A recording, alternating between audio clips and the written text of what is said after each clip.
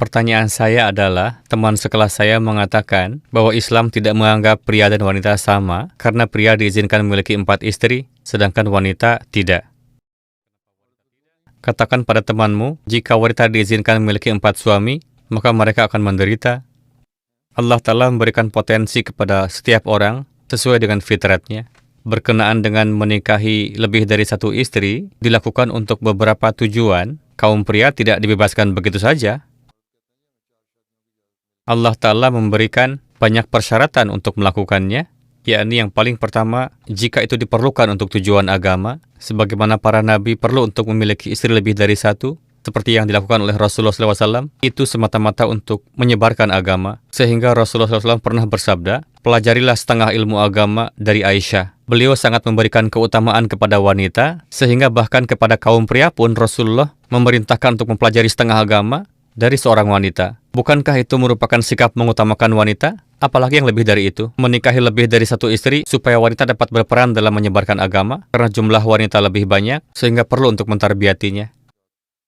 Alasan selanjutnya, terkadang dokter memvonis bahwa dari wanita ini tidak akan terlahir anak, lalu demi untuk mendapatkan anak, seorang pria bisa menikahi wanita lain dengan seizin istrinya. Jadi jika alasan-alasan ini ada, baru bisa dilakukan. Namun meskipun demikian, Allah Ta'ala memberikan hak kepada kaum wanita. Hazrat Masih Maud Islam menulis dengan jelas dalam hal ini, bahwa wanita mendapatkan hak, yakni jika seorang wanita beranggapan bahwa suatu saat nanti suami saya bisa menikah lagi dengan wanita lain, maka sebelum menikahi si pria tersebut, si wanita bisa membuat perjanjian bahwa kamu tidak akan menikahi wanita lain, terlepas dari apakah saya bisa melahirkan anak atau tidak, apakah saya sakit atau tidak. Kamu berjanji tidak akan menikah dengan wanita lain selama saya masih hidup. Dan si pria harus mematuhi perjanjian itu. Jadi perjanjian yang ia tulis itu harus ia taati, dan syarat tersebut bisa dituliskan. Jadi sebelum menikah, silahkan tetapkan syarat untuk tidak menikahi wanita lain, sehingga jika melanggarnya, pria tersebut akan berdosa di hadapan Allah Ta'ala.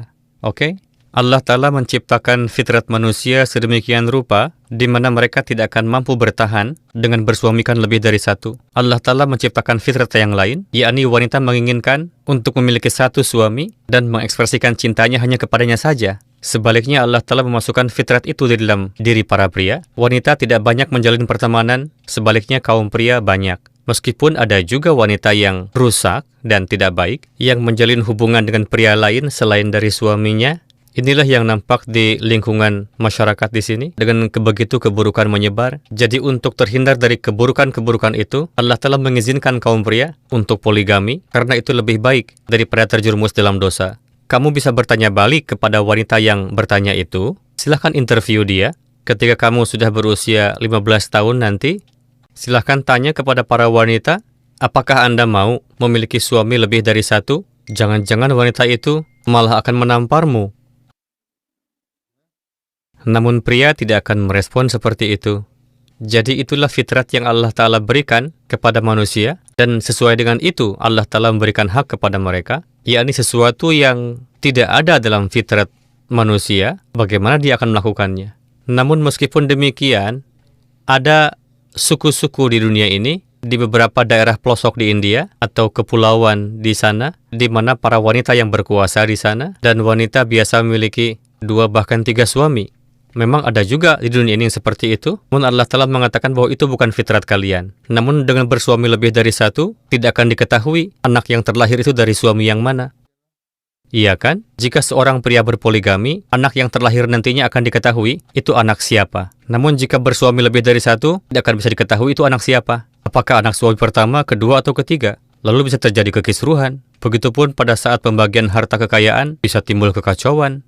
Jadi untuk menghindarkan dari perselisihan seperti itu, Allah Ta'ala menanamkan fitrat yang seperti itu, dan hal itu bahkan dijumpai pada hewan. Allah Ta'ala telah memberikan hak sesuai dengan fitrat tersebut, namun di dalamnya Allah Ta'ala memberikan syarat, yaitu diperbolehkan jika dapat memenuhi syaratnya. Jika tidak, tidak. Oke? Jazakallahu khair.